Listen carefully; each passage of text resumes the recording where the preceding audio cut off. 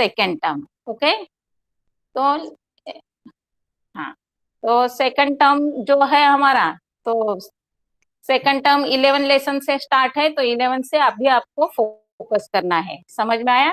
तो मेरे बोलने का मतलब ये है कि अगर एग्जाम हो गई स्टार्ट, अगर एमसीक्यू पे आएंगे तो 11 लेसन के ऊपर 11 के लेसन से शुरू होगा। ओके, हाँ, तो आप 8 स्टैंडर्ड के बच्चों में मेरे ख्याल से 2 बच्चे हिंदी वाले हैं। हाँ, तो बीच बीच में मैं हिंदी थोड़ा सा बताऊंगी और बाकी सबके लिए थोड़ा सा मराठी में एक्सप्लेन करूंगी। हाँ, तो आज का लेसन है हमारा lesson number 11, human body end organ system.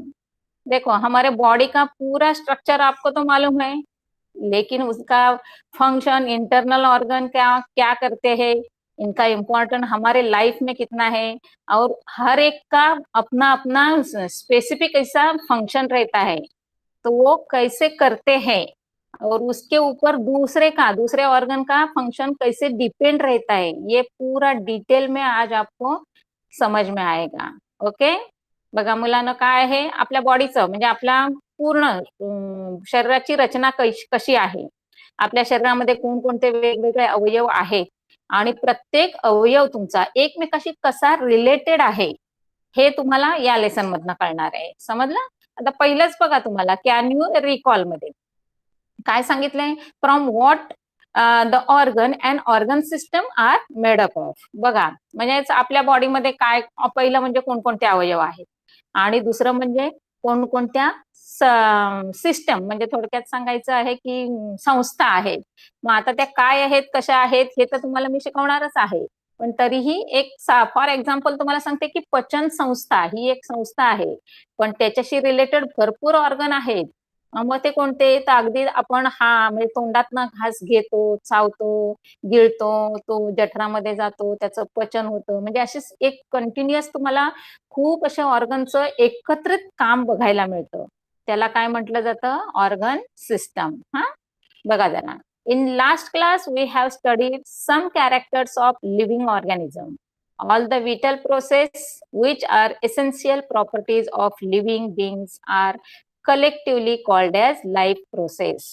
थोडक्यात काय आहे की लाईफ प्रोसेस म्हणजे काय, असं तर लाईफ प्रोसेस म्हणजे आपलं जे काही, म्हणजे आपलं अगदी म्हणजे सकाळी उठल्यापासूनची संध्याकाळी करेपर्यंत जे रुटीन आहे, ती एक टप्पा झाला, आणि जन्माला आल्यापासूनच पुढे आपण जसं अडल्ट मध्ये जात असतो किंवा पुढे ओल्ड एज मध्ये जात असतो, ती सगळी जी काही प्रोसेस आहे तुमचं वाढ वगैरे होण्याची, ती पण तुमची एक लाईफ प्रोसेस आहे, आणि ती कशी चालते बघा। सेकंड काय तुम्हाला सांगितलंय, कॅन यू टेल मध्ये which process occur in our body during sound sleep, आणि दुसरं काय सांगितलेलं आहे, which life process occurs continuously in our body. दोन्ही प्रश्नांची उत्तरं आता तुम्हाला खूप व्यवस्थित क्लिअरली मिळणार आहेत। बघा, different organs in our body are working in groups so as smoothly carry out various life process। These life process takes place in various steps। क्या है, बहुत सारे ऑर्गन हमारे बॉडी में है, तो फर्स्ट ऑफ ऑल फिजिकल बोलेंगे, सामने से देखने वाले जो ऑर्गन है वो कौन कौन से हैं, तो अपने फेस से स्टार्ट करेंगे, तो eyes, ears, nose, hands, legs, है ना। और इंटरनल ऑर्गन भी बहुत सारे हैं, तो उनमें क्या क्या आता है, लंग्स आते हैं, हार्ट आता है, ब्रेन है, और बहुत सारे बाकी छोटे छोटे ऑर्गन भी है, जिनका इम्पोर्टेंट रोल हमारे पूरे सिस्टम में है। This life process takes place in various steps. Specific organs carry out the specific steps, groups of the organ working together to perform the specific function is called as organ system.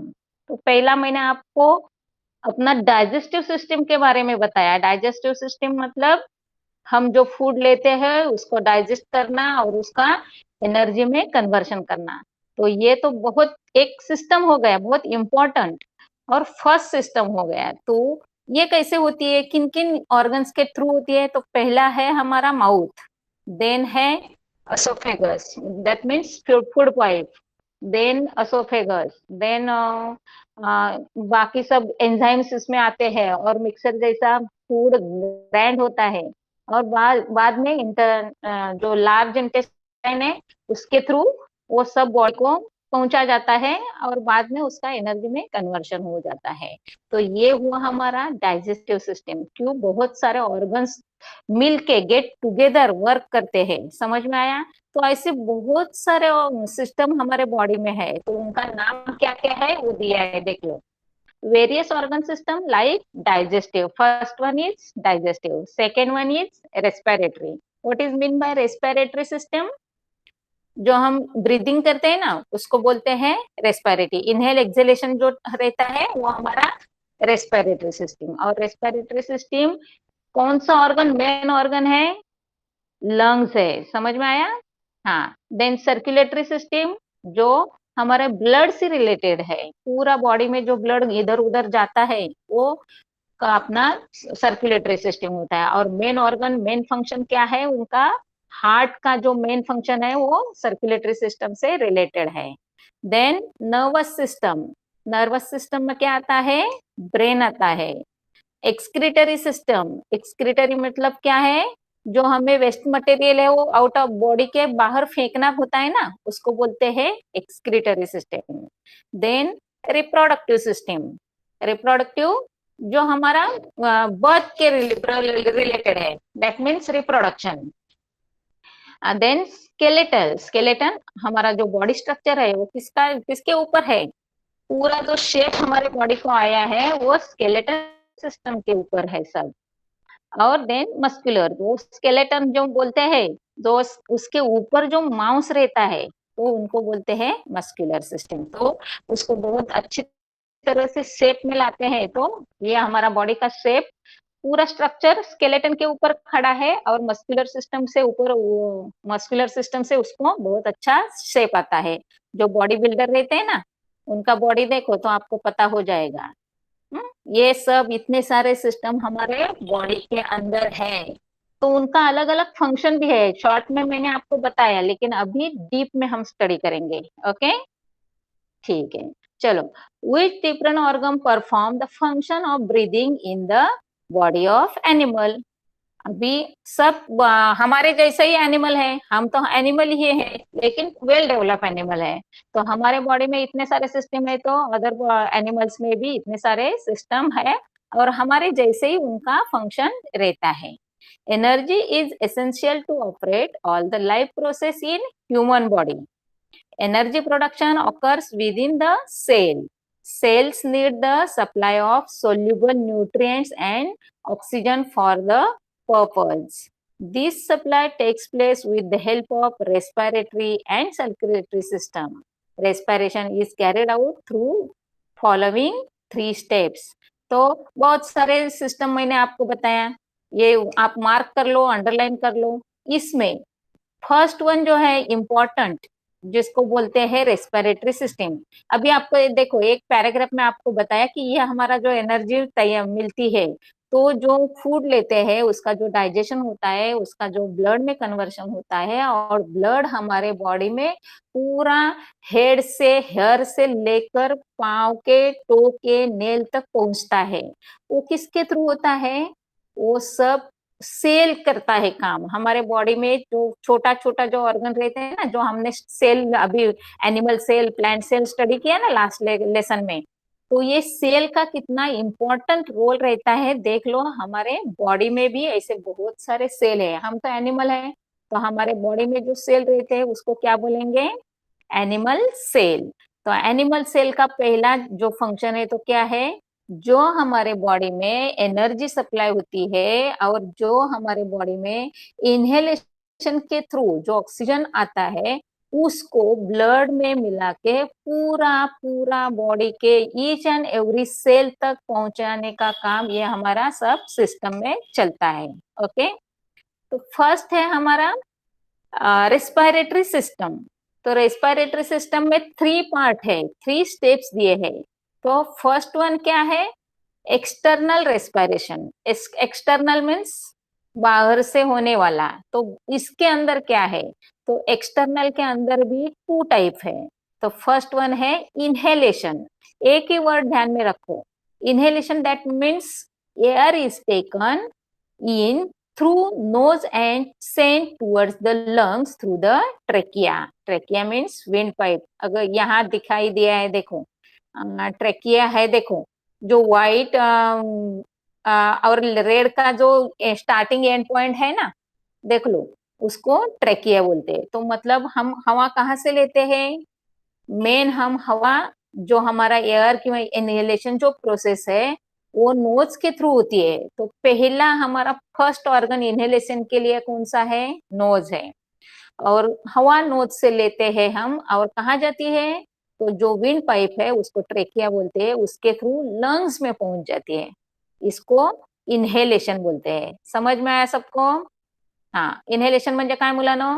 की जी हवा आपण आत घेतोय, म्हणजे थोडक्यात श्वास आत घेणे, ही जी प्रोसेस आहे त्याला इनहेलेशन म्हणतात. आणि हवा आत घेतो म्हणजे आपण नाकाने हवा आत घेतो, आणि ती घेतलेली हवा तुमची कुठे जात असते? तर तुमचं जे लंग्स आहेत त्या लंग्स मध्ये ती हवा सोडली जाते किंवा लंग्स मध्ये जाऊन मिळते. हे झालं तुमचं इनहेलेशन. आता त्याच्यानंतरचं आहे एक्झेलेशन. तर एक्झेलेशन काय आहे? एक्झेलेशन म्हणजे हवा बाहेर सोडणे. मग आपण जशी घेतो तशीच बाहेर सोडतोय का? जेव्हा बॉडीच्या आतमध्ये तुमची हवा जाते तेव्हा त्याच्यामध्ये खूप मोठी प्रोसिजर होत असते. कळतंय? काय होत आहे? तर पहिल्यांदा आपण नोज थ्रू जे काही हवा घेतो ती लंग्स मध्ये जाते. लंग्स मधले म्हणजे ते आता जे मी तुम्हाला सांगितलं ना सेल, ते सेल काय करतात? लंग्सच्या ईच अँड एव्हरी कॉर्नर पर्यंत, म्हणजे ईच अँड एव्हरी पार्टिकल मध्ये काय करतायत? ते सगळी हवा आतमध्ये टाकतायत. आणि तिथे लंग्स मध्ये तुमचं ब्लड असतं. त्या ब्लड मध्ये ते सगळं मिक्स केलं जातं. आणि ती मिक्स होण्याची जी प्रोसेस आहे त्याच्यामध्ये पण थोडस तुमचं काय होतं? एक केमिकल रिॲक्शन होत असते. आणि ते जे सगळं पूर्ण सगळं म्हणजे ऑक्सिजन जो आहे तो ब्लड मध्ये जातो. ब्लड मधनं तो काय करतोय? पूर्ण त्या लंग्सच्या मोठी जी वेन असते त्याच्यातनं काय केलं जातं? हार्ट मध्ये पाठवलं. आणि हार्ट मधनं पुन्हा बॉडीमध्ये पाठवलं जातं. आणि तिकडे बॉडीमध्ये पाठवल्यानंतर ऑक्सिजन पूर्ण सगळा तो ऍब्सॉर्ब केला जातो तिकडे. आणि त्याचबरोबर जेव्हा त्यांचं काहीतरी असं म्हणजे एक ज्वलन म्हणतात त्याला, ते कंब्युजन होत असताना काय होतंय? तिथे CO2 फॉर्म होतोय. समजतंय? आणि मग जो CO2 आहे तो नंतर मग काय केला जातो? पुढे तुम्ही आपल्या ह्याच्यातनं एक्झेलेशन प्रोसेस मधनं आपण बॉडीच्या बाहेर टाकत असतो. समजतंय? बघा काय आहे ते. Oxygen from the inspired air goes into blood. Blood carries the CO2 from the various parts of the body towards lungs. This air is given out by the exhalation. समजलं सगळ्यांना? म्हणजे जी काय आपली मेन प्रोसेस आहे एक्झेलेशनची, ती नुसती आपण हवा घेतो आणि लगेच बाहेर सोडतो असं नाही. तर घेतलेली हवा तुमची खूप मोठ्या स्टेप्स मधनं जाते आणि नंतर मग ती CO2 फॉर्म करते आणि मग ती बाहेर टाकली जाते. आता तुम्हाला अगदी क्लिअर झालं असेल बघा की इनहेलेशन मध्ये आपण ऑक्सिजन घेतोय त्याच्याबरोबर बरंच काय जात असतं आपल्या बॉडीमध्ये. पण मात्र आपला ऑक्सिजन, ज्याला आपण प्राणवायू म्हणतो, की जो आपल्या बॉडीमध्ये खूप इम्पॉर्टंट रोल प्ले करतो, आणि तो ऍब्सॉर्ब करत असताना तिथे तो कार्बन बरोबर त्याची रिएक्शन होते आणि थोड्याफार प्रमाणामध्ये तिथे कार्बन ही ऑक्सिजन ही शिल्लक असतो. आणि तो ऑक्सिजन आणि कार्बन यांचं कॉम्बिनेशन म्हणजे तुमचा CO2 गॅस फॉर्म होतोय. आणि मग तो तुम्ही एक्झेलेशन प्रोसेस मध्ये CO2 बाहेर फेकत असता. क्लिअर झालं सगळ्यांना? पुढे both of this process occurring with the help of lungs and collectively called as external respiration. आता इनहेलेशन आणि एक्झेलेशन या दोघांना एकत्र करून जी काही तुमची प्रोसेस होते त्याला काय नाव दिलेलं आहे? External respiration. क्लिअर झालं? बघा काय आहे की एक्सटर्नल रेस्पिरेशन में आपको दो स्टेप बताया था. First one is inhalation, second one is exhalation. End जो दोनों का जो फंक्शन है वो एक साथ जो हम कैलकुलेट करेंगे तो वो प्रोसेस है external respiration. Okay. Then internal respiration. तो इंटरनल रेस्पिरेशन क्या है? Exchange of gases between cells and tissues. समझ में आया? सेल कहाँ रहते हैं? बॉडी के अंदर रहते हैं. तो ये जो इंटरनल प्रोसेस है वो हमारे बॉडी के अंदर होती है. समझ में आया? तो बॉडी सेल्स एंड टिश्यू क्या है? The tissue is the group of cell है। वो मतलब बहुत सारा ऐसा बंच, जो ग्रेप का बंच रहता है ना, घड़ रहता है ना, बिल्कुल वैसा ही हमारा सेल्स का भी बंच रहता है, तो उसको हम टिश्यू बोलते हैं।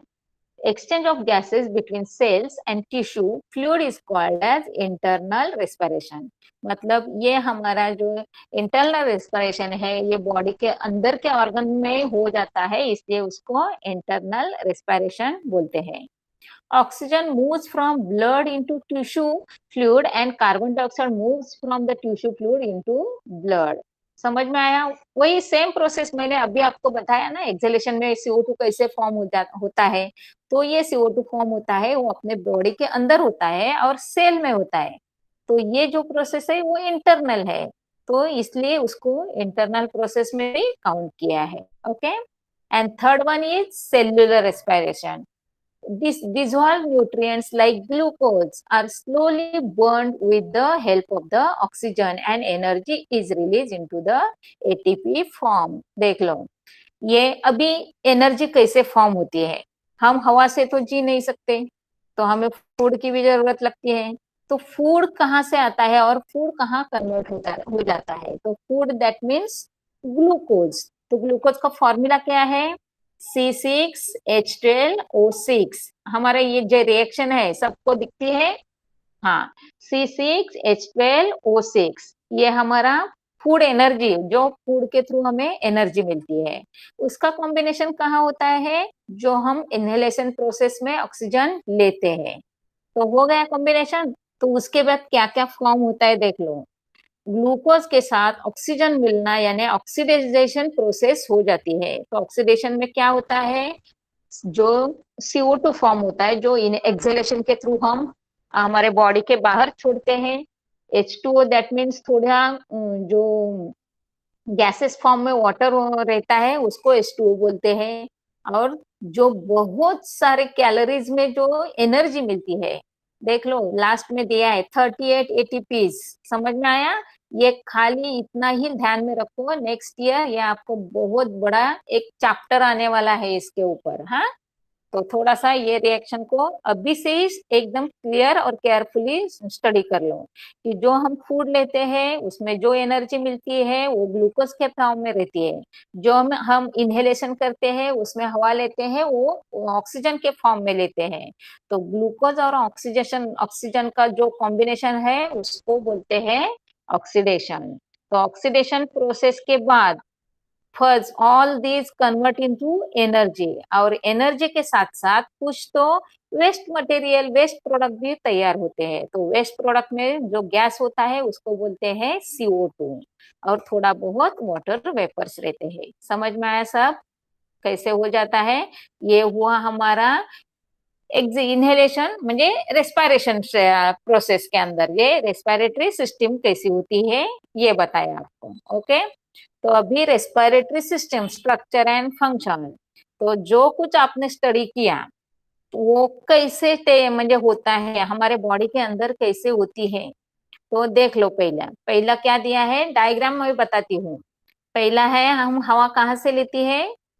नोज से। तो पहला नोजल कैविटी, देन कहाँ जाती है? वो गले के अंदर जाती है। तो गले में क्या है? फेरिनेक्स, then लैरिनेक्स, then trachea, then bronchiales, that means lungs, then alveoli, and then last one is diaphragm। समझ में आया? इतने सारे ऑर्गन्स है जो हमारे रेस्पिरेटरी सिस्टम में आते हैं। तो सबका अलग अलग फंक्शन है, पूरा डिटेल में आपको ये दिया है।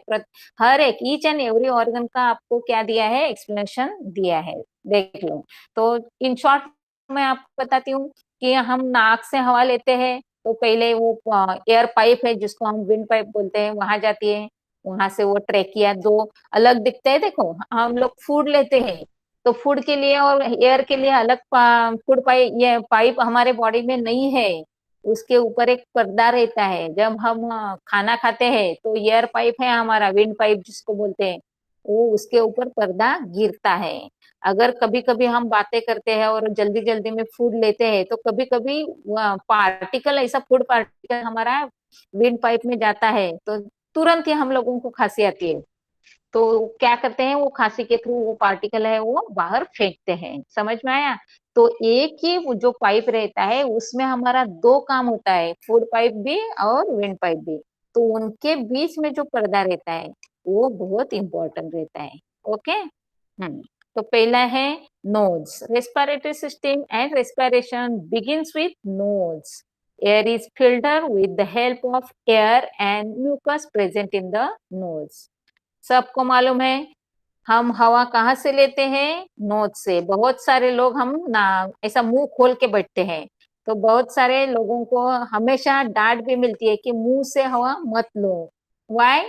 बिकॉज जो हवा हम नाक से लेते हैं वो फिल्टर होके जाती है, ऐसा मुंह में हमारे एयर वेयर कुछ नहीं है क्या? हाँ, तो यह जो मुंह से हवा लेते हैं तो जैसे आती है वैसे अंदर जाती है, लेकिन हम नोज से जो इनहेलेशन करते हैं वो जो नोज में एयर्स रहते हैं और म्यूकस रहता है उससे वो एयर फिल्टर होके अंदर जाती है।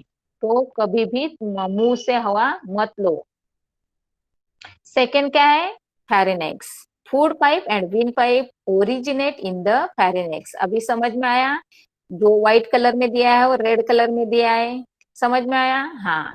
तो फेरिनेक्स वर्ड जो है वहां ही आपको पता चलेगा कि हम जो फूड लेते हैं वो माउथ से लेते हैं, एयर लेते हैं वो नोज से लेते हैं, लेकिन मिलती कहाँ है? फेरिनेक्स में मिलती है। तो फेरिनेक्स में जो एक पर्दा रहता है उसका बहुत ही इंपॉर्टेंट रोल है। देख low, windpipe is present in front of the food pipe.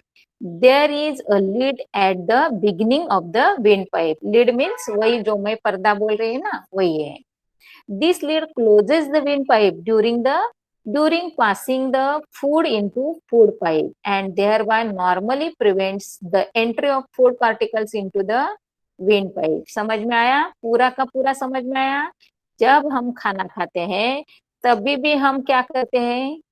Inhalation चलता है, लेकिन कुछ देर तक हमारा वो इनहेलेशन स्टॉप हो जाता है, क्योंकि जो हम फूड लेते हैं चबाते हैं उसको हम फूड पाइप के थ्रू अंदर भेजते हैं ना।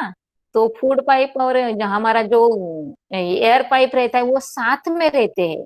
तो एक खाली लीड रहता है वो ऊपर नीचे करता है, मतलब यहाँ से वहां। जब हम खाना नहीं खाते, कुछ नहीं, स्टॉप हमेशा ऐसा बैठे रहते हैं, तब वो लीड है वो फूड पाइप पे रहती है। जब हम खाना लेते हैं तब क्या है, वो लीड है वो हमारा जो विंड पाइप है उसके ऊपर रहती है, वो थोड़ी देर के लिए रहती है। हाँ, ये भी ध्यान में रखो। जब ये जो फूड का जो ये हम लेते हैं ना घास, वो अंदर जाने तक ही वो क्लोज रहती है, बाद में वो खुल जाती है। इसलिए तो हम थोड़ा चबा चबा के फूड हम लेते हैं। और हम बहुत सारे इंस्ट्रक्शन भी मिलते हैं कि खाना खाते समय कंसंट्रेट करो, ध्यान रखो। ओके, आगे देखो। Otherwise, windpipe remain open, hence air passes through the pharynx into the windpipe. Windpipe का function क्या है? देख low. Windpipe is swollen at the beginning due to the sound box. Windpipe bifurcates in the thorax. One branch enter the right lungs and the other into the left lung. देखो, जो white part diagram में देख low सब, जो white part है वो क्या है हमारा भाई? ट्रेकिया, ब्रोंकाइटिस दिया है ना। हाँ, तो ये हमारा फूड पाइप हो गया। वो ये फूड पाइप जो है वो सीधा अभी कहाँ जाएगा? हमारा मेन ऑर्गन है लंग्स, तो उसमें जाएंगे। तो लंग्स में जाने के बाद अंदर लंग्स में क्या क्या रहता है? तो ये एक हमारा जो लेफ्ट साइड में दिया है, राइट साइड में दिया है, देखो अल्वोली। तो ये अल्वोली का स्ट्रक्चर भी आपको नीचे दिया है, देख लो कैसा बलून लाइक ग्रेप्स का जो रहता है ना ऐसा ग्रुप, बिल्कुल वैसा ही बंच हमारा वो अलवेलू का रहता है। तो उनमें पूरा ये जो हमारा एयर है अंदर जाता है। समझ में आया? हाँ। Wind pipe is swollen at the beginning due to the sound box. Sound box क्या है मालूम है? हम जो बात करते हैं ना, जो हवा मतलब हमारी जो लैंग्वेज है वो खाली हम ह्यूमन बींग में है, बाकी सब एनिमल है वो बात करते हैं क्या? उनकी स्पेसिफिक लैंग्वेज है क्या? ये वो बोल नहीं सकते। देखो, कभी कभी हमारे गले में भी खलाश हो जाती है तो हम बात नहीं कर सकते, आवाज नहीं निकलता है, देख लो, मालूम है सबको, एक्सपीरियंस है। हाँ, जो हमारा आवाज आता है, जो उसको बोलते हैं, मराठी में बोलते हैं उसको स्वर कोश, और इंग्लिश में बोलते हैं उसको साउंड बॉक्स। तो उससे हमारा आवाज निकल आता है। Wide wind pipe bifurcates the thorax. One branch enters the right lungs and other is into left lung. ये आपको डायग्राम में सब दिया है। Then lungs. A lungs is present on either side of the heart in thoracic cavity. Maximum area of the thoracic cavity is occupied by the lungs. पूरा का पूरा ये देखो कितना बड़ा ऑर्गन है, क्योंकि हम तो बिना खाते 1 महीना जी सकते हैं, लेकिन बिना हवा के हम 2-3 मिनट भी नहीं जी सकते। एक बार ट्राई करके देख लो आप, क्या मुंह और नाक पूरा का पूरा बंद करके घड़ी में देख लो आप कहाँ तक सांस रोक के ऐसा कंफर्ट फील कर सकते हैं। हर एक का स्टेमिना अलग रहता है, कोई कोई 1 मिनट रहता है, कोई कोई 2 मिनट रह सकता है, कोई कोई 3 मिनट रह सकता है, लेकिन उसके ऊपर नहीं। समझ में आया? हाँ, देख low. lungs is present on either side of the heart in thoracic cavity. अभी ये भी आपको दिया है, देख लो, capillaries transport into and alveoli का फंक्शन, जो अल्वोली का स्ट्रक्चर दिया है ना, उसका अगर हमने एक जो राउंड शेप में जो अल्वेली है उसको लिया, तो उसमें कैसे एयर कैसे आती है, कैसे जाती है, कैसा ब्लड में ट्रांसपोर्ट होती है, और कैसा आरबीसी में कन्वर्ट हो जाती है। मतलब आरबीसी मतलब रेड ब्लड सेल्स। ओके, तो ये सब कैसे होता है और कहाँ होता है? तो ये सब हमारे लंग्स में होता है, और ये अलवेली जो है वो हमारे लंग्स के अंदर है। देख लिया, डायग्राम में देख लो आप, समझ में आया? Okay. A lungs is present on either side of the heart is thoracic cavity. Maximum area of the thoracic cavity is occupied by lungs and they cover the maximum part of the heart. Each lung has double layer covering. It is called as pleura. ध्यान में रखो।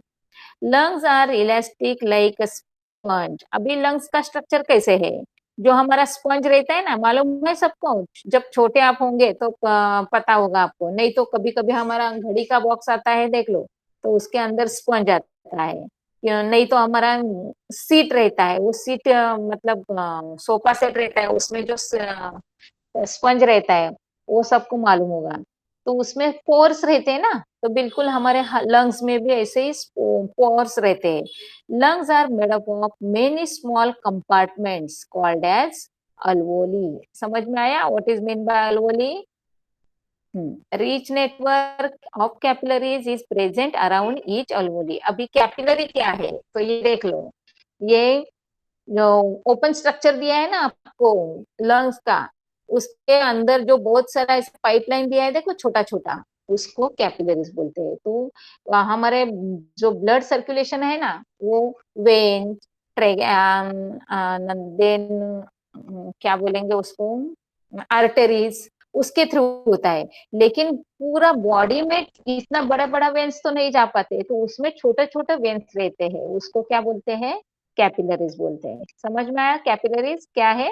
हाँ, walls of the alveoli and capillaries are extremely thin. बहुत ही छोटा रहता है। अभी कुछ कुछ लोगों के ऐसा हाथ में देख लो आप खुद को, तो बहुत सारे छोटे छोटे कैपिलरीज रहते हैं। अभी अभी हमने अगर अपने आंख में देखा, अब खुद को अपना आंख ओपन करके देख लो, तो आंख में भी बहुत सारे कैपिलरीज दिखते हैं, तो बहुत ही छोटे छोटे रहते हैं।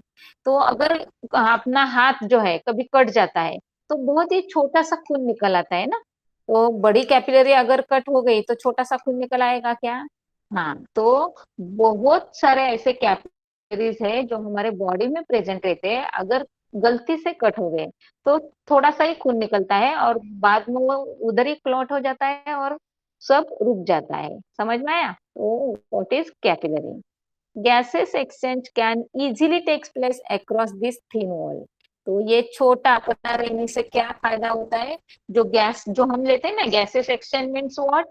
जो हम हवा लेते हैं, ऑक्सीजन लेते हैं और सेल तक पहुंचाते हैं और उसमें जो रिएक्शन होती है और बाद में जो CO2 फॉर्म होता है वो बाहर आता है। तो ये सब पूरा एक्सचेंज चलता है पूरा दिन भर, पूरा जब हम पैदा हुए हैं तब से ये चलता ही रहा है।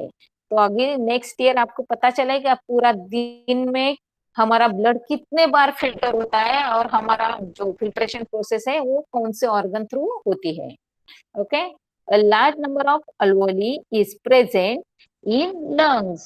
Larger surface is available for gases exchange. देख लो गैस का एक्सचेंज मतलब ये हवा कैसे आती है, अंदर कैसे मिलती है और उसमें उसमें रिएक्शन होने के बाद कैसा वो पास हो जाती है। Okay, exchange of gases in lungs. आता बघा जरासं की गॅसेसचं एक्सचेंज कसं होत असतं, म्हणजे एक्सचेंज मध्ये थोडक्यात सांगायचंय त्याला एक शब्द आहे आपला मराठीत देवाणघेवाण. मग आता श्वास घेतो तेव्हा ते येत असतं आणि एक श्वास सोडतो तेव्हा ते बाहेर सोडलं जात असतं. मग ही प्रोसेस तुमची जी चालते ती कशी चालते बघा. Gases exchange occurs continuously while blood is circulating around the alveoli. म्हणजे ही जी सर्क्युलेटिंग प्रोसेस आहे की नाही, जरा लक्ष द्या की जे तुम्हाला ब्लू डॉट दिलेले आहे त्याच्यानंतर तुम्हाला थोडेसे असे ट्रान्सपोर्ट कॅपिलरीज मध्ये तुम्हाला थोडेसे वेगळ्या कलरचे डॉट दिलेले आहेत आणि नंतर तुम्हाला रेड दाखवलेले आहेत. मग थोडक्यात सांगायचं काय आहे की जेव्हा तुमचा आपण एअर म्हणजे हवा घेतो, श्वास घेतो तेव्हा त्या तुमच्या ज्या अल्वेली आहे त्याच्यामध्ये हवा जाते. त्याच्यातनं ती हवा कुठे जाते तर पूर्ण लंग्सच्या ईच अँड एव्हरी सेल पर्यंत जाते. सेलमध्ये तुमचं जे काही ब्लड असतं त्या ब्लड मध्ये ती मिक्स होते. मिक्स झाल्यानंतर त्याच्यामध्ये पुन्हा CO2 फॉर्म होतो आणि CO2 फॉर्म झाल्यानंतर मग तो कसा बाहेर फेकला जातोय ते तुम्हाला त्या ब्लू पॉइंट मध्ये दाखवलेलं आहे. म्हणजे सुरुवातीला ज्या आरबीसी आहेत त्या आरबीसी तुमच्या रेड आहेत बघा, त्याच्यामध्ये तो ऑक्सिजन यूज केला जातो, ऍब्सॉर्ब केला जातो आणि नंतर मग त्यांच्यामध्ये पुढच्या प्रोसेसमध्ये काय केला जातो त्याच वेळेला तयार होणारा जो CO2 आहे तो पुढे ट्रान्सफर केला जातो आणि नंतर मग ते ब्लू डॉट आहेत ते तुमचे CO2 चे डॉट तयार होतात आणि मग तो तुम्ही बाहेर एक्झेल प्रोसेस नंतर बाहेर टाकलं जातं. क्लिअर झाली डायग्राम सगळ्यांना? पुढे बघा. Gases exchange occur continuously while blood is circulating around the alveoli. And iron containing protein haemoglobin. बघा तुम्हाला बऱ्याच वेळेला ब्लड टेस्ट केली जाते, मग त्या ब्लड टेस्ट मध्ये तुम्हाला काय मिळतं तर ब्लड टेस्ट मध्ये तुम्हाला आपल्या बॉडीमध्ये म्हणण्यापेक्षा रक्तामध्ये हिमोग्लोबिनचं प्रमाण किती आहे ते दाखवतायत ना. हा, आणि एक लक्षात ठेवायचंय की हिमोग्लोबिन जर मोठ्या प्रमाणात असेल, बरोबर असेल तर मग तुम्हाला खूप तुमच्याकडे असं स्ट्रॉंग पॉवर असते. म्हणजे तुम्ही एकतर इम्युनिटी सिस्टम तुमची चांगली असते, दुसरं म्हणजे तुमच्याकडे रेजिस्टंट पॉवर पण असते आणि हिमोग्लोबिनची ह्याची तुमची जर लेवल चांगली असेल तर तुमचं जे ऑक्सिजन जो ऍब्सॉर्ब करण्याची प्रोसेस आहे की नाही ब्लड मध्ये ती खूप चांगल्या प्रकारे होत असते. Haemoglobin is present in the RBCs of the bloods. आता बघा तुम्हाला ब्लडचे जे काही म्हणजे तुम्हाला नुसतं आम्ही ब्लड सांगतो पण त्या ब्लड मध्ये पण खूप मोठे म्हणजे खूप असे पार्ट्स आहेत. जसं तुम्हाला मी शिकवलं की नाही सेल, त्या सेल मध्ये पण खूप अशा सेल ऑर्गन्स आहेत की नाही, तसं आपलं जे काही ब्लड आहे त्या ब्लड मध्ये पण आरबीसी आहेत, WBC आहेत, हिमोग्लोबिन आहे, प्लाझ्मा आहे, असं खूप काही काही असे म्हणजे घटक आहेत. तर त्याच्यातला मेन आहे तो तुमचा हिमोग्लोबिन. आणि हिमोग्लोबिन चा जो काही तुमचा किंवा रक्ताचा जो लाल कलर आहे की नाही तो कशामुळे आलाय तर आरबीसीचा लॉंग फॉर्म काय आहे रेड ब्लड सेल्स. समजलं सगळ्यांना? पुढे बघा.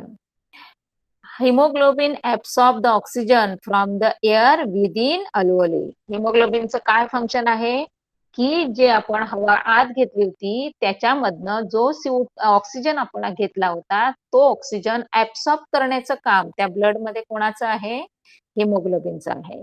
Simultaneously CO2 and water vapours move from the blood into the alveoli. समजलं तुम्हाला सगळ्यांना? मी मगाशी एक रिएक्शन तुम्हाला सांगितली बघा की glucose plus oxygen is equal to CO2 plus H2O plus energy in 38 ATP form. जी तुम्हाला रिएक्शन सांगितली की नाही ती रिएक्शन आता तुम्हाला इथे त्यांनी अशी लिहून दिली आहे की काय होत आहे, ज्या वेळेला तो ऑक्सिजन आपण घेतो त्यावेळेला तिथे CO2 फॉर्म होतो आणि वॉटर वेपर्स फॉर्म होतात, म्हणून तुम्हाला H2O लिहून दिला होता. समजलं सगळ्यांना? आणि मग त्याच वेळेला तुम्हाला पुन्हा एनर्जी पण मिळत असते from the blood into the alveoli. Thus, the oxygen is taken into the blood and CO2 and water vapors are removed from the body blood and given out to the exhalation. Clear झालं सगळ्यांना कसं म्हणजे inhalation आणि एक्झलेशन process मध्ये तो oxygen blood मध्ये टाकला जातो आणि ब्लड मध्ये तयार होणार किंवा तिथे रिएक्शन होत असताना जो CO2 आणि वॉटर वेपर्स असतात त्यांना बाहेर टाकण्याची जी प्रोसेस आहे ती एक्झलेशन प्रोसेस. आता सगळ्यांना अगदी व्यवस्थित समजलेलं असणार आहे. हा, फक्त काय करायचं आहे, घरी जाऊन एकदा हे सगळं पुन्हा एकदा वाचा तुम्ही, म्हणजे तुम्हाला ते जास्त कळेल. आता डायफ्रॅगम. आता डायफ्रॅगम काय आहे तो पहिल्यांदा डायग्राम मध्ये बघा, समजलं, दिसलं? त्या लंग्सच्या इथे खाली जो पार्ट आहे बघा त्याला काय नाव दिलेलं आहे, डायफ्रॅगम. आता ते डायफ्रॅगमचं काय फंक्शन आहे ते आपण बघूया. A muscular portion, muscular partition is present at the base of the thoracic cage. This partition is called as diaphragm. समजलं सगळ्यांना? की जो मस्क्युलर पार्ट आहे की म्हणजे थोडक्यात सांगायचं पार्टिशन म्हणजे काय, तर डिवाइड करायला एक तो भाग किंवा सपोर्ट करायला एक काहीतरी मस्क्युलर पोर्शन आहे. क्लिअर झालं सगळ्यांना? त्याला काय म्हटलं जातं, diaphragm. It is present between the thoracic cavity and abdominal cavity. आता थोरॅसिस कॅव्हिटी म्हणजे काय आलं, तर आपल्या शरीरामध्ये एक म्हणजे केज आहे, माहितीये का तुम्हाला? कारण हार्ट आणि लंग्स हे अतिशय म्हणजे असे नाजूक अवयव आहेत की ज्यांचं प्रोटेक्शन करणं खूप गरजेचं आहे. त्यासाठी आपल्याकडे एक अशी केज आहे ज्याला आपण काय म्हणतोय, छातीचा पिंजरा म्हणतोय, आणि त्याच्यामध्ये हे ऑर्गन अगदी सेफ असतात. तर त्याला पुन्हाही धक्का लागू नये म्हणून काय असतं, खाली त्याला एक सपोर्टिंग सिस्टीम किंवा त्याला थोडा डायफ्रॅगम म्हणजे आपली एक वॉल तयार करून दिलेली आहे. आणि त्याच्यानंतर काय आहे, तुमचं सगळं जे काही इंटरनल ऑर्गन आहेत, जे म्हणजे थोडक्यात सांगायचं आहे लॉंग इंटेस्टाईन आणि तुमचा शॉर्ट इंटेस्टाईन, हे सगळे दोन्हीच्या दोन्ही त्याच्या नंतर स्टार्ट होत असतात. ते कुठे असतात, तर ऍब्डॉमेन मध्ये असतात, म्हणजे पोटाचा खालचा भाग. म्हणजे थोडक्यात काय आहे, घशानंतर सुरू होणारा आपला पहिला भाग आहे त्याला आपण छाती म्हणतो आणि दुसरा भाग आहे त्याला आपण ऍब्डॉमेन म्हणतो, म्हणजे चेस्ट अँड ऍब्डॉमेन. समजलं? थोरॅसिस कॅव्हिटी नंतर काय आहे ते. बरं. Simultaneous rising up of ribs, म्हणजे छातीचा पिंजरा म्हणजे काय आलं तुमचं, ribs, and lowering of the diaphragm causes the decrease in pressure on the lungs. काय केलं जातं, तर तुमचं जे काही लंग्स वर प्रेशर असतं, आता लक्षात घ्या तुम्ही, तुम्हाला म्हणजे सायन्स तुम्ही जर नीट असा डीपली स्टडी केला तर तुम्हाला लक्षात येईल बघा. आपण कधी कधी शीर्षासन करतो बघा, उलट्या उड्या पण तुम्ही मारता, काय तुमच्या तोंडात घशात येतं का, काय कधी नाही येते, म्हणजे आपली सिस्टीम किती अगदी ऍक्युरेट आहे बघा. मग त्याला हे सगळ्या काय गोष्टी असतात, थोडंसं कुठेतरी त्याला हे सपोर्टिंग सिस्टीम असतात, कुठेतरी त्यांच्या एक प्रत्येकाचं फंक्शन असतं आणि ते फंक्शन ते व्यवस्थित करत असतात. Due to this, air moves into the lungs through the nose. When the ribs return to their original position and the diaphragm rises up, pressure on lungs increases. म्हणजेच लंग्स वरचं pressure increase होणं decrease होणं ह्या process automatically होत असतात बघा. Due to this air moves out from this through nose. Continuous upward and downward movement of the diaphragm is necessary to bring about the breathing. म्हणजेच आता तुम्ही खूप इंटरेस्टेड असाल तर तुम्ही असं जे आपलं असतं ना टीव्हीला बरेचसे बायोलॉजिकल असे व्हिडिओज वगैरे दाखवत असतात बघा, किंवा कुठेतरी ऑपरेशन मध्ये तुम्हाला असं बघायलाही मिळतं पीसी वर किंवा कम्प्युटरवर. जेव्हा आपलं हा ओपन केलं जातं की नाही, तेव्हा सर्जरी करताना आपलं असं लंग्स असतात की नाही आणि हार्ट असतं, ते असे एक्सपांड वगैरे होताना दाखवत असतात बघा. म्हणजे काय होतं, तर आपलं हे ब्रिदिंग जी प्रोसेस आहे ती कंटिन्युअस चालू असते, ती नॉनस्टॉप असते. जसं आपण जन्माला आलो त्याबरोबर आपला श्वास सुरू झाला आणि एंड कधी होतो, ज्यावेळी आपली डेथ होते तेव्हा तो श्वास थांबलेला असतो, म्हणजे तिथे काम थांबतं. म्हणजे जे लंग्सचं काम आहे, थोडक्यात लक्षात घ्या, की ते तुमच्या जन्माला आल्यापासून सुरू होत असतं. त्यामुळे ते नॉन स्टॉप चालू असतं आणि हे सगळं ऑटोमॅटिकली होत असतं. तुमचा त्याच्यावर कुठल्याही प्रकारचा कंट्रोल नाही. समजलं? म्हणजे तुम्हाला वाटलं चालू करावं, ना तुम्हाला वाटलं बंद करावं. तर ह्या व्हॉलंटरी अँड इनव्हॉलंटरी अशा 2 प्रोसेस असतात. व्हॉलंटरी म्हणजे तुमच्या इच्छेने होणाऱ्या. मग तुमच्या इच्छेने काय होतंय? समजा तुम्हाला वाटलं धावायचं आहे, तुम्ही धावणार. बसायचं आहे, तर बसणार. मग ह्या होणाऱ्या ज्या ऍक्टिव्हिटीज आहेत, त्याला तुम्ही व्हॉलंटरी म्हणणार.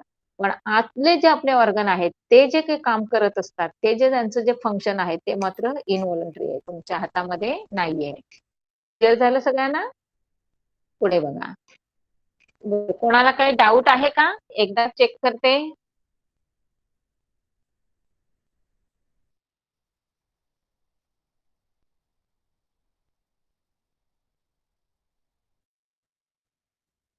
काय डाऊट आहे कोणाला? मुलांनो, कोणाला काय? सगळ्यांना समजतंय? येस. कारण हा एक बायोलॉजिकल पार्ट असतो आणि आपल्या बॉडीचा स्टडी आहे. त्यामुळे तुम्हाला तर अतिशय इंटरेस्ट म्हणजे आलाच असेल. ऐकायलाही खूप छान वाटत असेल. तर हे सगळं जे समजतंय की नाही किंवा जे एक्सप्लेनेशन देते मी, ते सगळं तुम्ही परत एकदा काय करायचं आहे, नीट तो चॅप्टर वाचा, म्हणजे तुम्हाला सगळं ते अजून छानपैकी होऊन जाईल. ओके? डायफ्रॅम ना? Ma'am you can repeat. Okay, okay. सांगते हा. डायफ्रॅम म्हणजे काय, तुम्हाला ते ऑप्शन याच्यामध्येच डायग्राम मधनच एक्सप्लेन करते, म्हणजे समजून जाईल. ओके.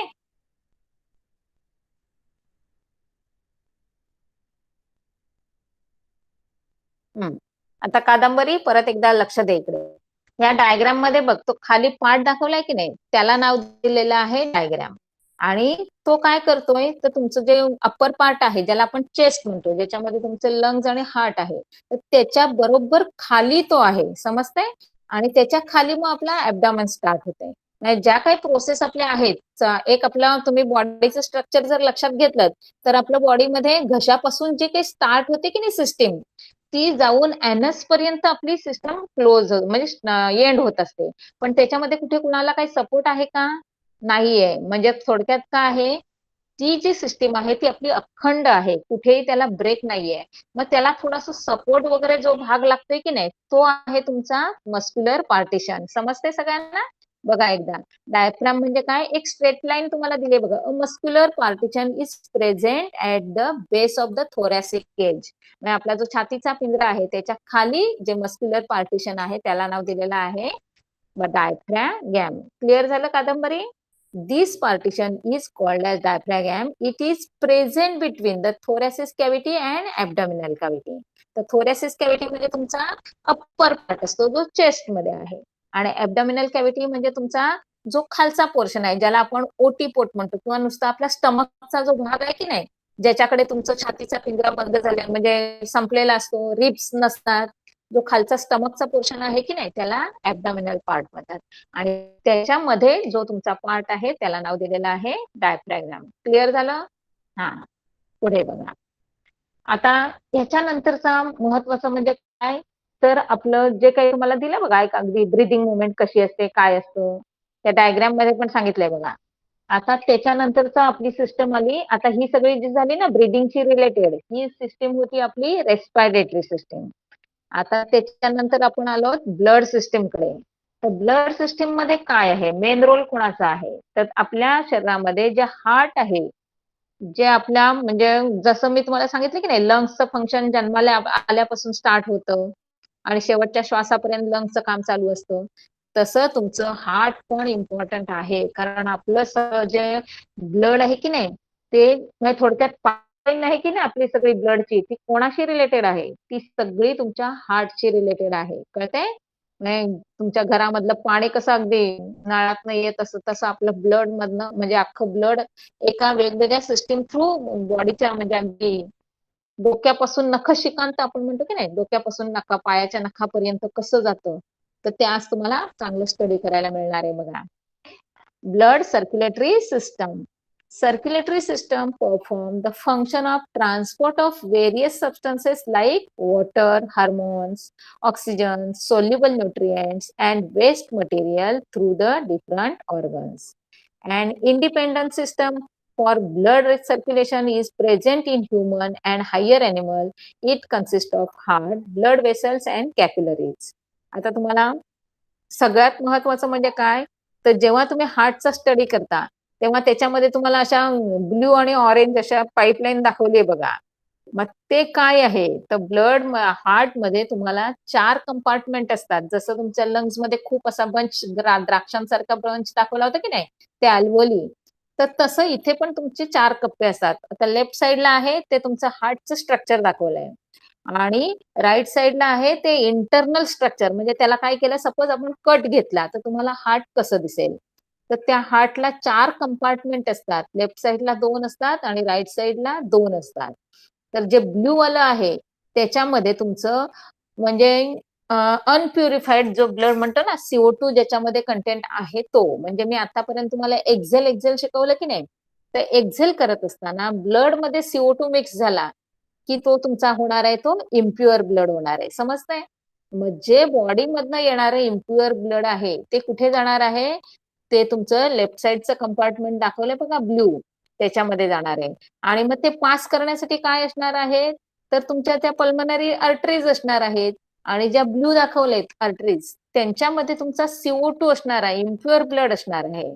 आणि ज्या रेड आहेत त्याच्यामध्ये तुमचा प्युअर फॉर्म मध्ये असणारा ब्लड आहे. मग आता प्युअर फॉर्म मध्ये असणारा ब्लड काय असणार आहे, ज्याच्यामध्ये ऑक्सिजन मिक्स असणार आहे. लक्षात ठेवा, ज्याच्यामध्ये ऑक्सिजन मिक्स आहे तो प्युअर फॉर्म वाला ब्लड आणि ज्याच्यामध्ये CO2 आलेला आहे तो तुमचा इम्प्युअर ब्लड. फक्त प्युअर आणि इम्प्युअर मध्ये एवढाच डिफरन्स आहे, नाहीतर बाकी काहीही डिफरन्स नाही. मग आता ते पाठवण्यासाठी आपल्याला काय आहेत, आपल्या हार्टमध्ये असे वेगवेगळे स्ट्रक्चर आहेत बघा. आता पहिलं लक्षात घ्या, लेफ्ट साइडला जो तुम्हाला हार्टचं स्ट्रक्चर दाखवलंय की नाही, त्याच्यामध्ये अशा छोट्या छोट्या झाडाला किंवा रूट्स असतात तसं दाखवलंय की नाही. तर लक्षात घ्यायचं आहे की ज्या मोठ्या आहेत त्यांना वेन्स म्हटलं जातं, त्यांना अर्टरीज म्हटलं जातं आणि छोटे छोटे जे आहेत त्यांना कॅपिलरीज म्हटलं जातं. क्लिअर झालं तुमची लेफ्ट डायग्राम. आता राईट साइडचं बघा, जे इंटरनल स्ट्रक्चर आहे तेच इंटरनल स्ट्रक्चर तुम्हाला इकडे मोठं असं नाव देऊन दिलेलं आहे. आता त्याच्यात लेफ्ट साइडला काय सांगितलंय ते बघा, राईट पल्मनरी अर्टरीज, त्याच्यानंतर आहे सुपेरियर वेना केवा. बघा कुठे नावं दिलेली आहेत, सगळं त्या ब्ल्यू मध्ये दिले. त्यानंतर आहेत राईट पल्मनरी वेन्स. वेन्स आणि अर्टरीज समजते सगळ्यांना बघा. हा, जे ब्ल्यू आहेत त्यांना अर्टरीज नाव दिलेलं आहे आणि जे रेडिश आहेत त्यांना वेन्स नाव दिलेलं आहे. त्यानंतर आहे राईट ऍट्रियम. म्हणजे त्याचे जे 4 पार्ट मी तुम्हाला सांगितले की नाही, मग त्याच्यामध्ये एक अप्पर एक लोअर आणि दुसरा जे लेफ्ट साइडला आहे त्यांना लेफ्ट म्हणायचं, जे राईट साइडला आहे त्यांना राईट म्हणायचं. म्हणून ती ऍट्रियमची नावं दिलेली आहेत बघा. तुम्हाला राईट ऍट्रियम दिला आहे, इकडे लेफ्ट ऍट्रियम दिलेला आहे. त्याच्यानंतर इन्फेरियर वेना केवा म्हणजे जी मोठी धमनी, मेन मेन असतं. अगदी हार्ट मध्ये सगळं जे काही काम चालतं ते एका मेन आर्टरीवर चालत असतं. मग ती काय आहे, कुठून येते, कशा प्रकारे ब्लड ट्रान्सपोर्ट होतं, तर सगळे अॅरो तुम्हाला दाखवलेत बघा. तर पहिल्यांदा खूप असं एक चांगलं 5-1 मिनिटं त्या अॅरोचं निरीक्षण करा. कुठून आलेत, कसे गेलेत, कसं पास होतंय, हे सगळं बघा. म्हणजेच आपलं हार्ट आणि लंग्स एकमेकांशी कनेक्टेड आहेत. मग कनेक्टेड असताना कोणती आर्टरीज हार्ट मध्ये इम्पॉर्टंट रोल प्ले करते आणि कोणती आर्टरी लंग्स मध्ये इम्पॉर्टंट रोल प्ले करते हे तुम्हाला समजेल. आता आपण आपल्या एक्सप्लेनेशन कडे येऊ. बघा काय हे हार्ट. हार्ट काय आहे, structure and function. Heart is present almost at centre in the thoracic cage. म्हणजे छातीच्या पिंजऱ्यामध्ये सेंटरला आपलं काय आहे, हार्ट आहे आणि लगेचच त्याच्या बाजूला काय आहे, आपलं लंग्स आहे. It is present behind the ribs between 2 lungs. समजलं सगळ्यांना की 2 लंग्सच्या पाठीमागच्या साईडला आपलं हार्ट आहे. Lungs and slightly incline on the left side. आणि तेही तुम्हाला सांगतायत बघा की लेफ्ट आपलं जे सॉरी जो आपला हार्ट आहे ते कुठे आहे, थोडस लेफ्ट साइडला आहे. तर आता तुम्हाला कुठेतरी 3rd and 4th स्टँडर्डला वगैरे तुम्हाला शिकवलं असेल बघा की नेहमी झोपताना कसं झोपायचं असतं, लेफ्ट साइडला झोपायचं असतं. लेफ्ट साइड म्हणजे काय, तर लेफ्ट साइडच्या बाजूवर आपण टर्न व्हायचं असतं. म्हणजे आपण आता तुम्हाला कसं सांगणार, कुशी म्हणजे आपण एका साइडने झोपतो की नाही, तसं. पण झोपताना मोस्ट ऑफ दी आपण कसं झोपायचं आहे, लेफ्ट साइडला झोपायचं आहे. आता त्याचं रिझन समजलं सगळ्यांना? कारण आपला हार्ट जे आहे ते लेफ्ट साइडला थोडस गेलेलं आहे. त्यामुळे जर आपण लेफ्ट साइडला झोपलो तर ते व्हेरी कम्फर्टेबल असणार आहे, हार्टसाठी पण आणि आपल्यासाठी पण. सर्क्युलेशन मध्ये खूप छान म्हणजे त्यांचं पासिंग होत असतं. क्लिअर झालं सगळ्यांना का झोपायचं ते? पुढे बघा. Size of our heart is equal to one's own fist and its weight is about 360 gram. बघा किती असतं, तर आता तुम्हाला म्हणजे आपली स्वतःची मूठ आहे की नाही, जो आपला पंजा आहे त्याला फक्त जस्ट तुम्ही क्लोज करा, त्याचा जो आकार आहे किंवा त्याचा जो शेप आहे तेवढं तुमच्या हार्टची साईज असणार आहे, प्रत्येकाची स्वतःची. हा, आणि हार्टचं वजन किती असणार आहे, 360 ग्रॅम असणार आहे. पुढे जाऊन तुम्हाला हे पण कळेल की आपल्या ब्रेनचं वजन किती असतं. It is covered by the double layered pericardial membrane. बघा डबल लेयर्ड आहे का, तर ते खूप महत्वाचं ऑर्गन आहे आणि त्याला इन केस काय ऍक्सिडेंटली धक्का लागला तरी ते फाटू नये म्हणून त्याला डबल लेअर असतो. A fluid is present between the two membrane due to which heart is protected from the friction and mechanical strokes. समजलं? कारण अतिशय इम्पॉर्टंट आपल्या सर्क्युलेटरी सिस्टम मधला हा ऑर्गन आहे.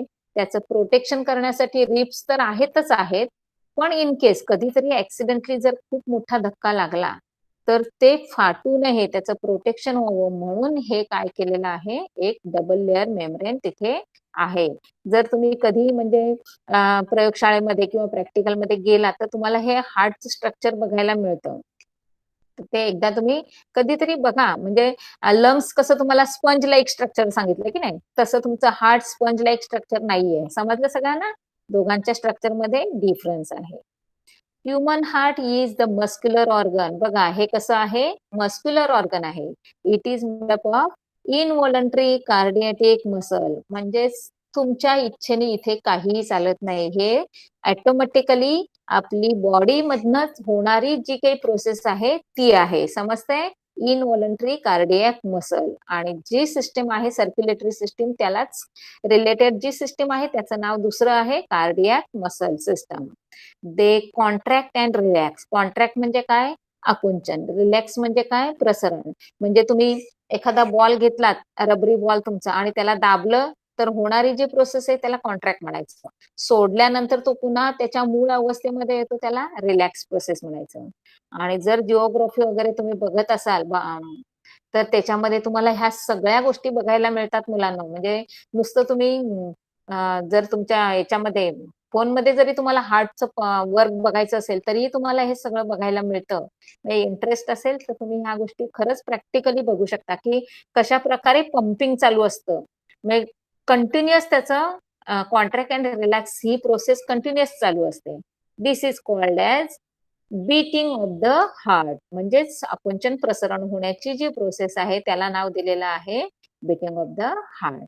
Internally, heart is divided into left and right compartment by the vertical partition. बघा left and right असे त्याचे दोन मेन कंपार्टमेंट झाले. Each of those compartment are again divided into two chambers. आता two ला पुन्हा टू ने मध्ये डिवाइड केलं म्हणजे किती चेंबर झाले, 4 चेंबर झाले. समजलं सगळ्यांना? मग आता त्या 4 चेंबरला नावं काय आहेत ते पण बघा. All these heart consist of 4 chambers. Upper chambers are called as arteria. समजलं सगळ्यांना? म्हणजे पहिला जो वरचा भाग आहे त्याला काय म्हणणार, आर्ट्रिया. अँड लोअर चेंबरला काय म्हणतात, वेंट्रिकल्स. आता पहिलं सगळ्यात महत्वाचं शॉर्ट मध्ये काय लक्षात ठेवायचं की आपल्या हार्टला मेन दोन कंपार्टमेंट आहेत. त्या दोन कंपार्टमेंटला पहिला नाव दिलेलं आहे लेफ्ट अँड राईट. जसा आपला left hand and right hand असतो की नाही, तसा लेफ्ट अँड राईट एक दोन पार्ट झाले. आता त्या लेफ्ट अँड राईटला पुन्हा दोन कंपार्टमेंट झाले, त्यांना नाव दिलंय अप्पर अँड लोअर. आणि जो अप्पर चेंबर असतो त्याला नाव दिलेलं असतं ऍट्रिया. म्हणून तुम्हाला वरच्या चेंबरला नाव दिलेलं आहे बघा, पल्मनरी आर्टेरी. दिसलं सगळ्यांना? हा, आणि खालचा जो भाग आहे त्याला नाव काय दिलेलं आहे? राईट ऍट्रियम. क्लिअर झालं सगळ्यांना? आणि लोअर चेंबर जो असतो त्याला नाव दिलेलं आहे lower as the chamber as known as the ventricle. आणि मग त्या वेंट्रिकलला नाव खाली दिलंय बघा, ट्रिप वॉल राईट वेंट्रिकल. दिसतंय? लेफ्ट साइडला आणि राईट साइडला ventricle, left ventricle, right ventricle, left atria, right atria. समजलं सगळ्यांना? बघा कुठे कुठे तुम्हाला नावं दिलीत आणि त्या नुसार त्यांचे चेंबर फिक्स आहेत. ओके. आता शॉर्ट मध्ये त्यांनी एक छोटीशी डायग्राम दिली आहे बघा, की आपलं बॉडीचं स्ट्रक्चर कसं आहे, त्याच्यामध्ये तो हार्ट कुठे आहे आणि हार्टची सिस्टीम म्हणजे फंक्शन कसं चालतं, ते संपूर्ण बॉडीमध्ये कसा ब्लड सर्क्युलेट केलं जातं, संपूर्ण तुम्हाला एक असं रे डायग्राम म्हणतात ना, त्या टाईपनं तुम्हाला एक छोटीशी डायग्राम दिलेली आहे. त्याच्यानंतरचं आहे आपलं ब्लड वेसल. आता हे सगळं आहे की नाही ब्लड, तो पास तर व्हायला पाहिजे की नाही, मग ते साठवलं तर पाहिजे कुठे, मग ते काय आहे ब्लड वेसल बघा. Heart is the beating continuously. Due to this, blood continuously circulates through the blood vessel. म्हणजेच वेसल म्हणजे काय समजलं सगळ्यांना? त्या जे काही तुमचं जे काही शेप आहे की नाही हा हार्टचा, हा वेसल लाईक आहे, म्हणून त्याला नाव काय दिलेलं आहे? Blood vessel. सगळं जे कलेक्शन आहे ते कुठे असणार आहे? तुमचं हार्ट मध्ये असणार आहे. आणि जो वेसलचा सारखा शेप आहे त्याला नाव दिलेलं आहे blood vessel. There are two main types of the blood vessel. बघा ब्ल्यू आणि रेड मध्ये तुम्हाला दाखवलेलं आहे की नाही डायग्राम मध्ये, म्हणजेच त्यांना दोन वेगळी नावं आहेत. आता ती नावं का आहेत बघा. पहिलं नाव आहे त्याला म्हणायचं आर्टरीज. तर आर्टरीज कशाला म्हणायचं ते पहिलं समजून घ्या. Blood vessels which carry the blood away from the heart are called as arteries. समजलं सगळ्यांना? की हार्ट मधनं तुमचं काय करायचं आहे? बॉडीकडे पास करायचं आहे, त्याला काय म्हणणार तुम्ही? Arteries. Accept one carrying blood towards the lungs, all carry oxygenated blood. आता एक लक्षात ठेवायचं आहे, तुम्हाला इनहेलेशन प्रोसेस मध्ये मी सांगितलं की आपली जे ऑक्सिजन घेण्याची प्रोसेस आहे ती कुठे चालते? लंग्स मध्ये चालते. त्यामुळे प्युरिफिकेशनला ते कुठे जाणार किंवा त्याच्यामध्ये ऑक्सिजन सप्लाय करायला ते कुठे जाणार आहे? लंग्स मध्ये जाणार आहे. मग ते लंग्स मध्ये पाठवणारं ब्लड कुठून येणार आहे? हार्ट मधूनच येणार आहे. समजतंय? पण ते ब्लू कलर मध्ये दाखवलंय ते असणार आहे. समजलं सगळ्यांना? का तर ते पूर्ण बॉडीकडून आलेलं असतं, ते त्या हार्ट मध्ये कलेक्ट झालेलं असतं आणि मग त्या हार्ट मधनं ते लंग्स कडे पुन्हा त्याच्यामध्ये ऑक्सिजन मिसळण्यासाठी पाठवलं जातं. आणि ऑक्सिजन मिक्स झाल्यानंतर ते आहे ते पुन्हा काय केलं जातं? हार्ट मध्येच पाठवलं जातं. का तर आपलं सगळ्या सिस्टीमला आपल्या बॉडीला जे सर्क्युलेट केलं जातं ते हार्ट थ्रूच केलं जातं. त्यामुळे जे ऑक्सिजन असं मिक्स केलेलं ब्लड आहे ते पुन्हा हार्ट मध्ये येतं आणि मग हार्ट मधनं कुठे पाठवलं जातं? पूर्ण बॉडीमध्ये सप्लाय केलं जातं. क्लिअर झालं सगळ्यांना? म्हणून त्यांनी दिलं बघा, except one carrying blood to the lungs, all carry oxygenated blood. संपूर्ण बॉडीला जे ब्लड सप्लाय करतात त्याला काय म्हटलं जातं? आर्टरीज म्हटलं. आणि सगळ्या आर्टरीज असतात प्युअर ब्लड आपल्या बॉडीकडे सप्लाय करत असतात. फक्त एकच ट्रे आहे की जी लंग्स कडे जाते, प्युअर ब्लड घेऊन जाते. क्लिअर झालं सगळ्यांना?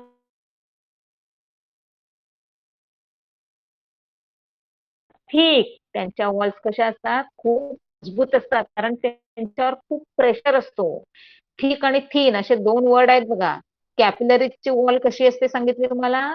थीन असते. का तर त्यांच्यावर एवढा प्रेशर नसतो. पण तुमचे जे आर्टरीज आहेत त्यांची वॉल तुमची कशी असणार आहे? ठीक आहे, कारण त्याच्यावर खूप प्रेशर येत असतो. These vessels do not have walls. त्यांच्यामध्ये कुठल्याही प्रकारचे वॉल्स असतात, ते मात्र पूर्ण जसं तुमचं पाईपलाईन असते की नाही, पाणी वाहून न्यायचं तसं ब्लड वाहून न्यायची पाईपलाईन आहे. ते इथपर्यंत आता आपण थांबूया, कारण पुन्हा एक्सप्लेन करेन. आज सगळं डीप वाचा. इव्हन तुम्हाला इंटरेस्ट असेल तर अजून सगळा चॅप्टर तुम्ही कम्प्लीट वाचला तरी चालणार आहे. कळतंय? म्हणजे तुम्हाला आता पुन्हा मी आर्टरीज आणि वेन्स आहे ते नेक्स्ट लेक्चरला मी पुन्हा तुम्हाला सगळं एक्सप्लेन करेल. कळलं? तर आता आपण इथे थांबूया. ओके? काय डाऊट असतील तर तुमचे ओके ओके ठीक आहे. चला आता आपलं टाइम संपलं. Can leave the meeting. Okay, bye bye. सगळ्यांनी मस्त इंटरेस्ट घेऊन लेसन रीड करा.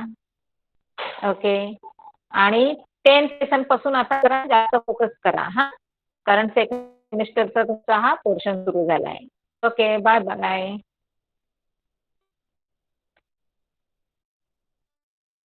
Yes, okay. Bye bye.